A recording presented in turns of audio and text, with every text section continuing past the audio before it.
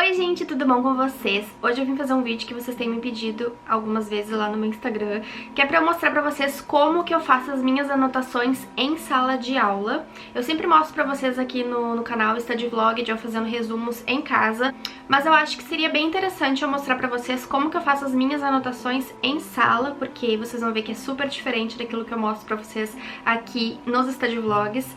Então é uma curiosidade que vocês têm e eu vou mostrá-la pra vocês agora. Primeiro de tudo que eu vou falar pra vocês é que na minha faculdade os professores disponibilizam os slides que eles passam na aula. Então geralmente eles disponibilizam eles antes, com bastante antecedência da aula.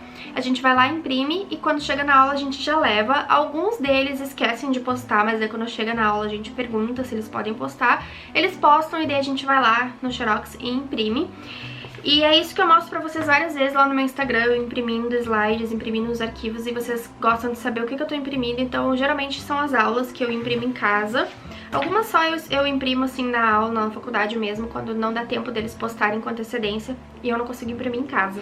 Então eu peguei duas aulas aqui, uma delas é de clínica de pequenos e a outra é de clínica de grandes animais, tá? Eu vou mostrar pra vocês assim como que eu faço primeiro em organização aos slides.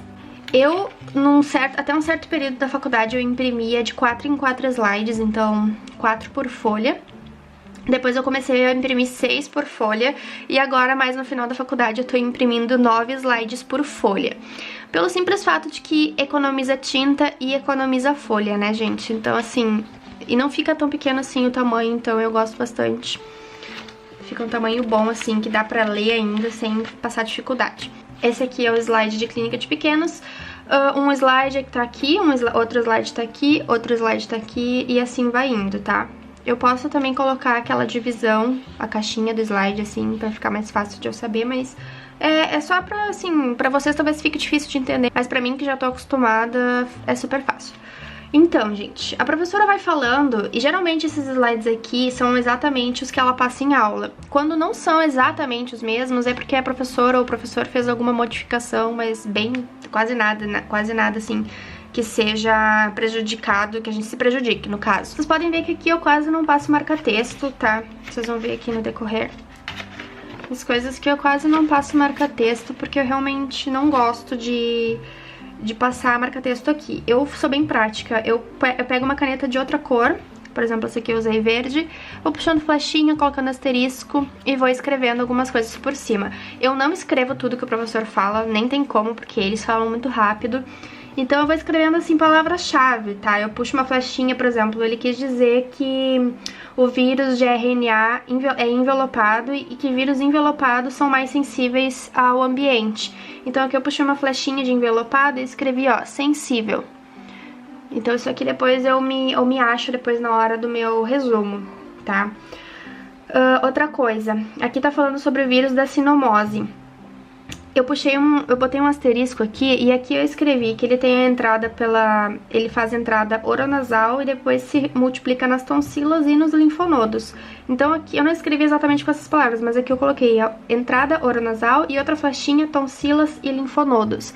Então esse é um método que eu me entendo, tá? Eu não escrevo exatamente tudo que eu penso porque não dá tempo, mas eu já peguei um mecanismo assim que eu entendo aquilo que eu tô escrevendo, porque também muita gente escreve um monte de coisa, né, escreve tudo que tem pra escrever, mas na hora de fazer resumo não se acha. Então vocês têm que achar aí pra vocês um método que seja eficiente e começarem a praticar.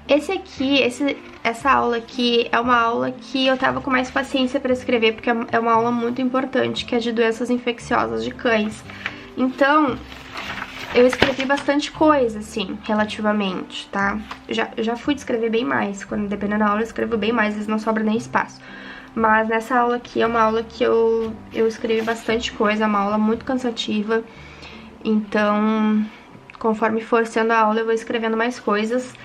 E aqui a minha letra até que tá bonitinha, porque quando eu tô sem paciência mesmo, a minha letra fica ridícula de feia. Eu tenho que fazer um esforço enorme pra eu mesma poder entender. Então, é isso mesmo que eu faço, gente. Eu não anoto, assim, em caderno nem nada. Caderno, assim, na verdade, não vou dizer que eu anoto em caderno, mas eu sempre tenho folhas de bloco dentro das minhas pastas. E quando a professora, por um acaso, ela não posta a aula, eu anoto daí em folha de fichário, mas não é o que eu gosto de fazer, porque depois eu me perco.